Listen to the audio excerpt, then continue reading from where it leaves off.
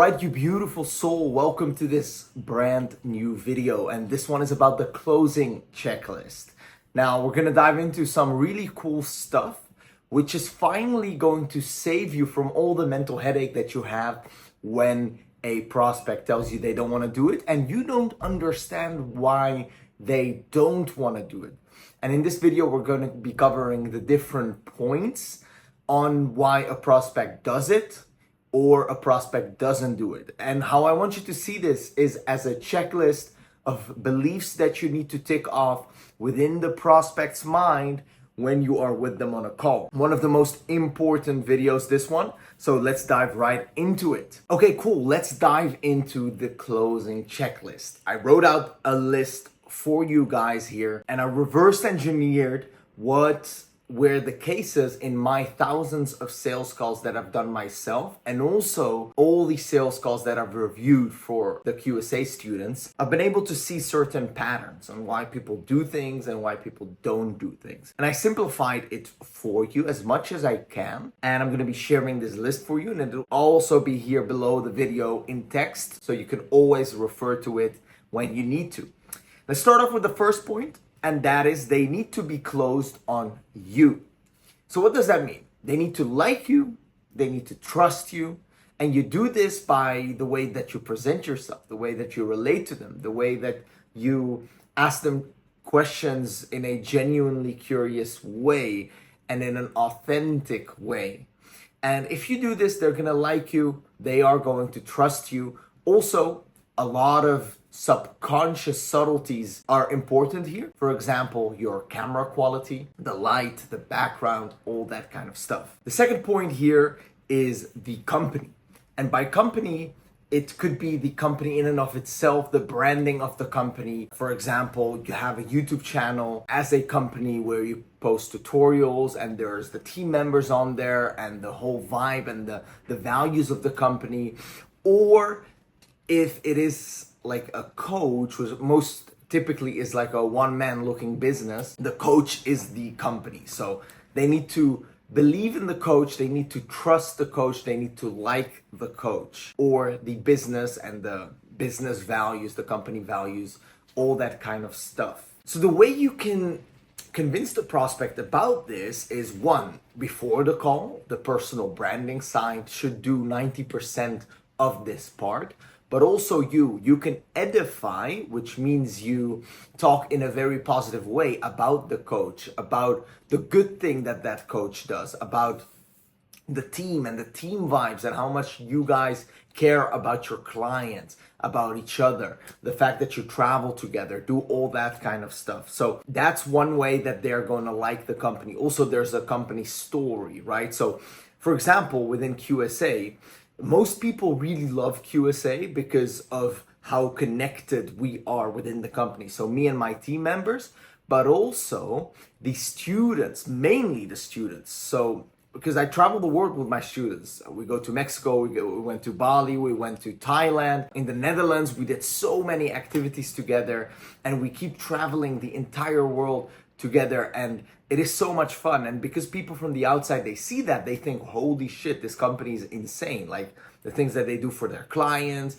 the things that they do together, it's really wild. So I don't know of any other company in this space that we're in, the high ticket sales space, that does it to the same degree that we are doing within QSA. And that is one way, what makes people that join QSA be convinced about the whole company side of things. So that's the second checkpoint. Let's go to number 3, which is the vehicle. So I'm going to explain to you what the vehicle is, and I'm going to share with you directly number 4, which is the product. And I'm going to be explaining both at the same time. So we have vehicle and we have product, okay?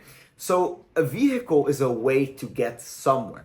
Let's say in this current case, you want to make money online remotely, and you're doing it by learning high ticket sales. So high ticket sales is the vehicle. You could also do other stuff. Maybe you have chosen not to do those other things because you see that they're complicated, they take longer time, or maybe they just don't resonate with your personality type and your personal life goals. There's a lot of other vehicles out there. Like you can do social media marketing, you could do drop shipping, you could do Forex, you can do so many things.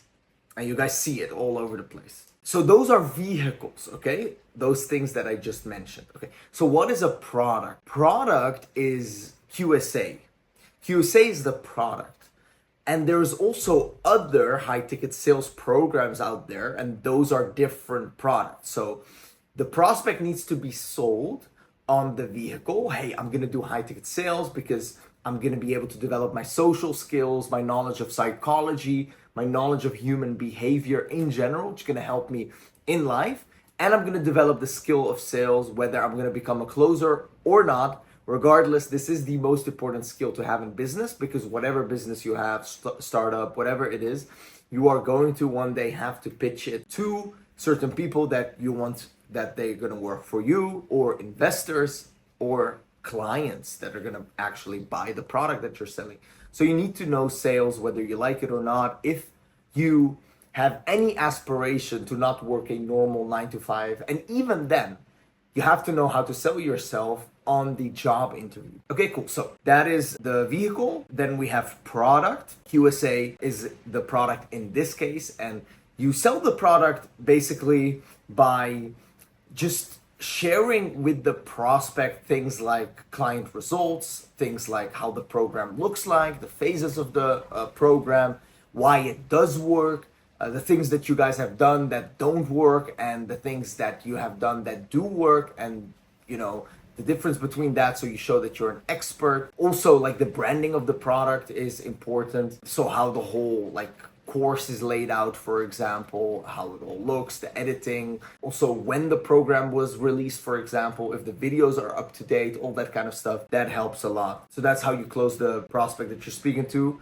on the product. Let's go to number 5, which is themselves. They have to be closed on themselves. So they need to be convinced about the fact that they can do it, and they also need to like themselves enough so they grant this whole opportunity, making money, all that kind of stuff to themselves. If the prospect is convinced about the vehicle, convinced about the product, but they are not convinced about themselves, that they can do it, or that they feel like they deserve to have the success and everything like that, then they are not going to do it. They're going to self-sabotage. They're going to find reasons why they are the special snowflake, why they, can do it, or why they don't deserve it.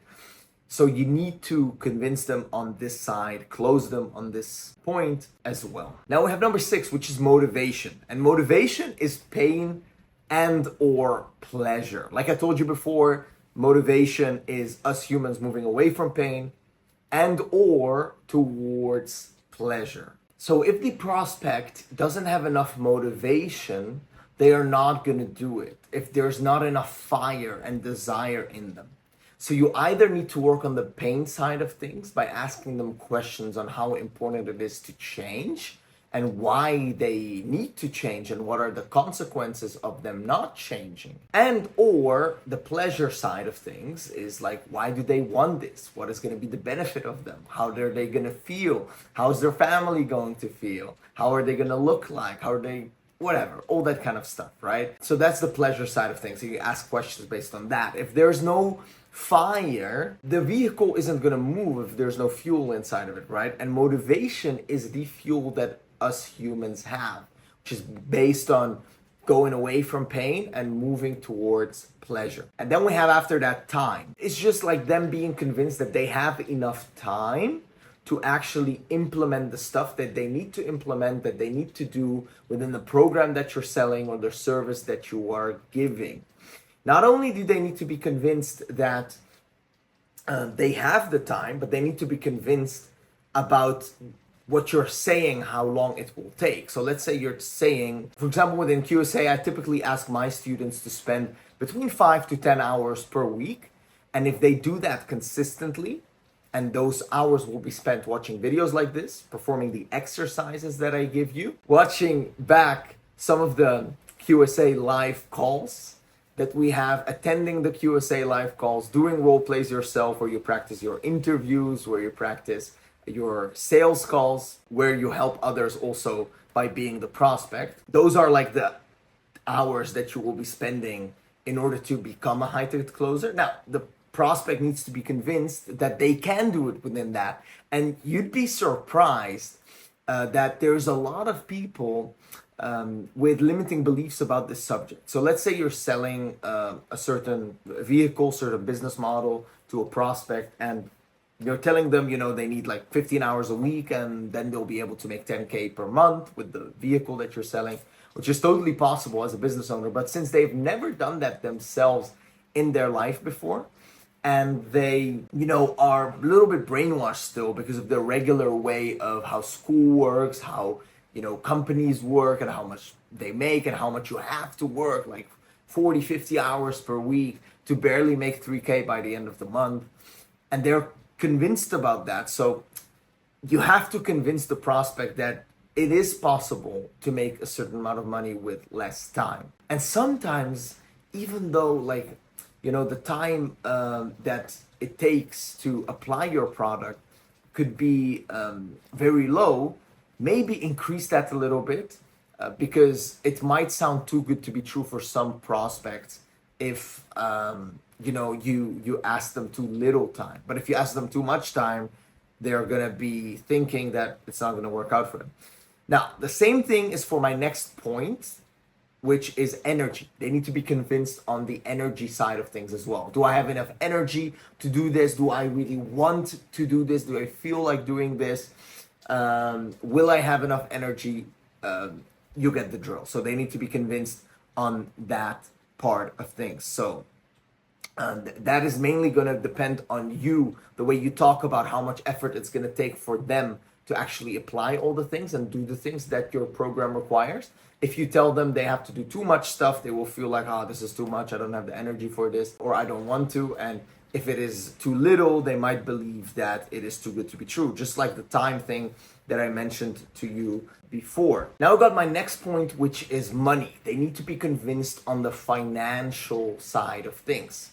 So, for example, is this product worth the amount of money that we're asking for? So let's say a certain product that is 6,000 US dollars, and the promise of that product is a guaranteed 10K per month at least income within 3 months after joining that program. And if you don't get that, they keep helping you until you get 10K. So 10K pretty much guaranteed if you do everything that the coaches tell you to do within the program. Now, if you think about it that way, 6K, paying 6K to be able to earn 10K at least every single month makes perfect sense in this situation. And this has to make sense to the prospect, and you need to explain it in a way where it does make sense to the prospect. Nothing exists in a vacuum. If I tell you, is $6,000 a lot of money or a little amount of money?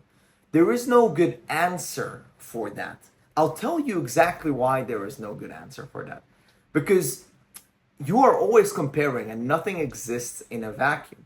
When I say $6,000, is that a lot of money to you or not? You are probably thinking something along the lines of what you currently have, and then you're comparing what you currently have to that amount. So maybe you don't have a lot, and then you're saying, yes, 6K is a lot.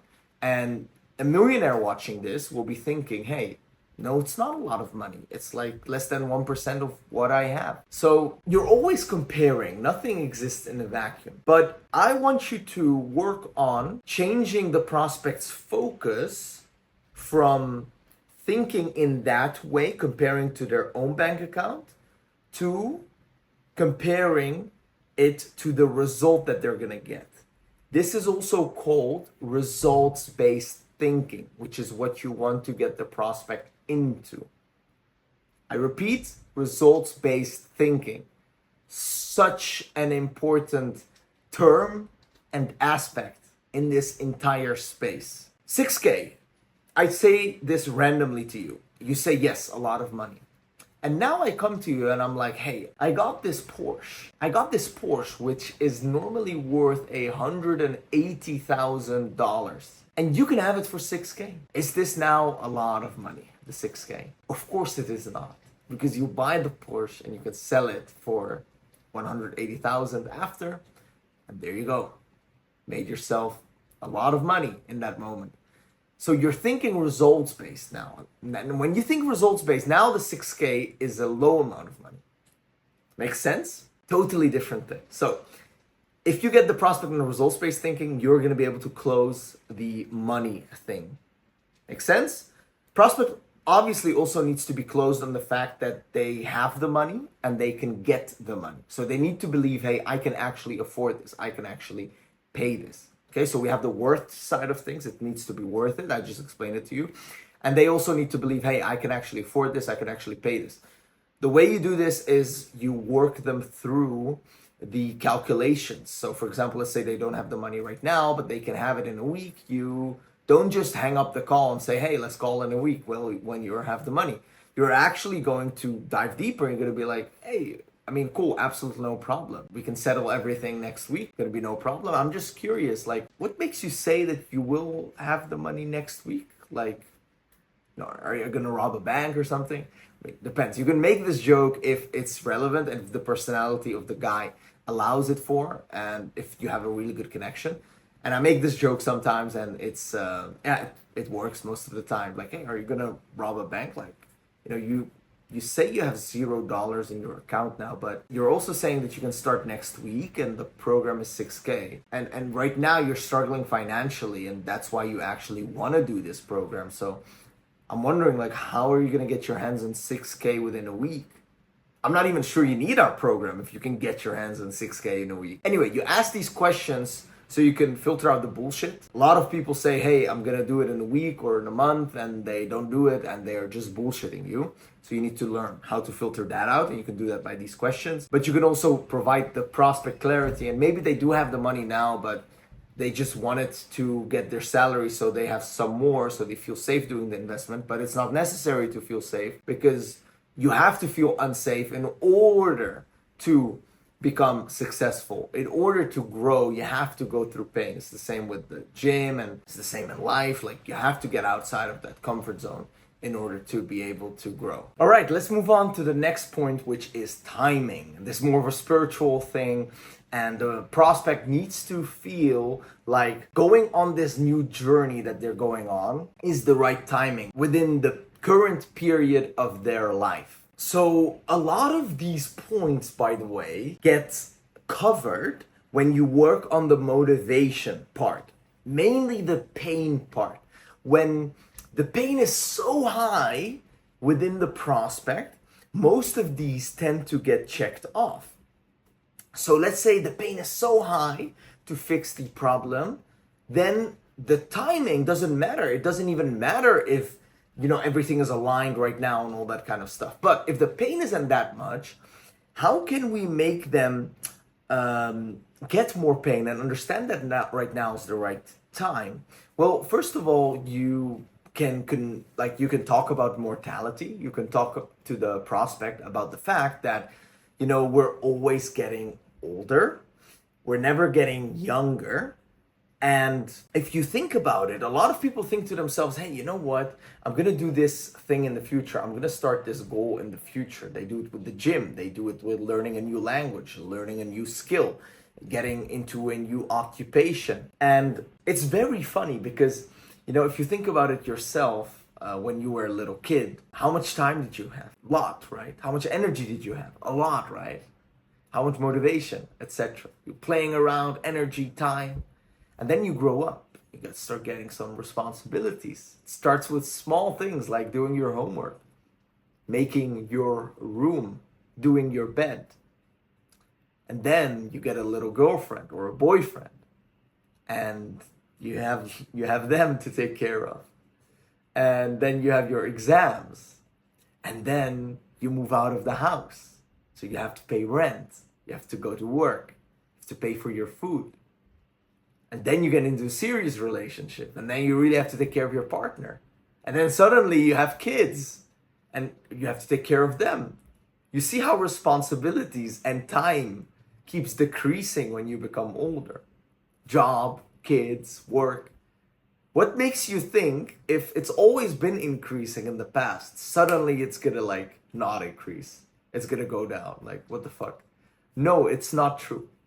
Okay, so if you haven't woken up to this thing, well, here you go. Now, this is a little wake-up call for you. So, the perfect time was 10 years ago, but the next perfect time is now. That's all we have.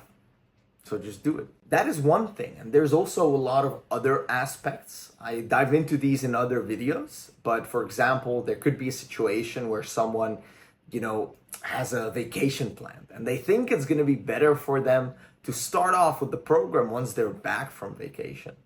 But actually, the best thing to do is make the decision now and the investment now. And then sure, if you want to start when you're back, that's great. But if you make the decision to start now, you have the free mental space during your vacation. Because if you don't put money down, you haven't made the decision yet. And when you haven't made the decision yet, it's going to keep creeping in your mind the whole time whilst you are on vacation. Should I do this? Should I not do this? Should I do this? Should I not do this? And you have the clarity of mind that you will do it if you put down the investment now. So that is what you do with, for example, that example. Now let's dive into the last one, which is support. So what I mean with support, I'm talking mainly about the prospect's environment. Do the people around them support this decision? So mainly their partner or their parents if they're a little bit younger. If the prospect is convinced that their environment doesn't support them, they might say to you, hey, I want to speak to my partner about it. I want to speak to my parents about it, to my fish about it, etc. So they can get that affirmation. So I want you to work with the prospect in convincing them that their environment does support them by asking them questions like, hey, does your partner know that you have this issue? And how long do they know that for? And how do they feel about the fact that you've been struggling with your weight so far for so long? And have they been supporting you when you've mentioned to them the things that you mentioned to me, like going to the gym and working on your diet? Yeah, they've been supporting you, right? And do you think they like seeing you as unhappy as you are right now? No, right? So they've been supporting you so far in this journey, and they really want to see you happy is what you're saying, right? So what makes you think that they won't be supportive of you investing $2,000 into yourself to follow this fitness program and finally get the physique and the mental health that you've been wanting to get for the past 7 years? For just that little amount, that little investment that you're going to make into yourself. What makes you think that they value that $2,000 way more than your happiness and well-being and your health? You really think they value this little bit of money more than your happiness and wealth and well-being? No, right? Cool. Let's freaking do it then. So this is a little objection handling, right? So this is one end of the support, okay? It's not the final thing. Still want to cover something deeper. Sometimes it's not possible to convince them that their environment will support them because their environment is really bad, is really shit. And in that case, great.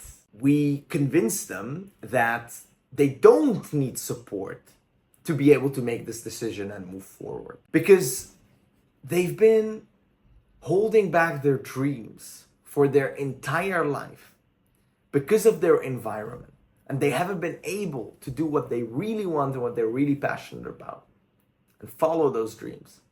How long is that going to keep going on for? How long are they going to keep living like this? It's enough. It is time to make a decision for you, to say fuck you to your environment and not care about what they think and whether they support you or not, because you believe that this is the right thing for you. So let's just jump into it and let's fucking do it. So this is closing them on support by convincing them that they don't need support, if that makes sense. Right? So that's also how you can close the support checklist. Let's dive into everything one more time, a little summary. Number one, they need to be convinced about you, trust you, etc. You do this by subtleties, being kind, building rapport, good camera, good connection, all this kind of stuff. Company, this is mainly done before the call, so not by you, but you can do it by edifying the team, what you guys do as a company, your values, blah, blah. Number three, vehicle. So you just talk about the vehicle and you mainly ask them questions. Hey, why is this thing for you? Why do you think high ticket sales is the right thing for you? Why do you think dropshipping is the right thing for you? Whatever the thing is that you're selling. Number four, product.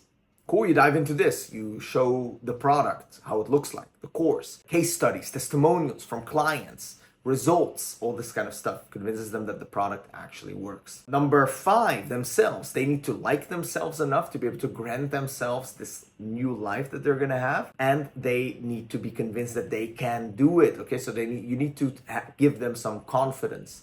Okay, give them enough confidence that they believe they can do it with you and your program, but not alone, obviously, not that much confidence. Number 6, motivation, which is moving away from pain and going to pleasure. Basically, you ask them questions. Hey, why do you want to change? Like, what will happen if you don't? Blah, blah, blah. Explained it to you earlier, so that's motivation. So, do I have enough time? And do I believe that this product takes just this amount of time? Number 8, energy.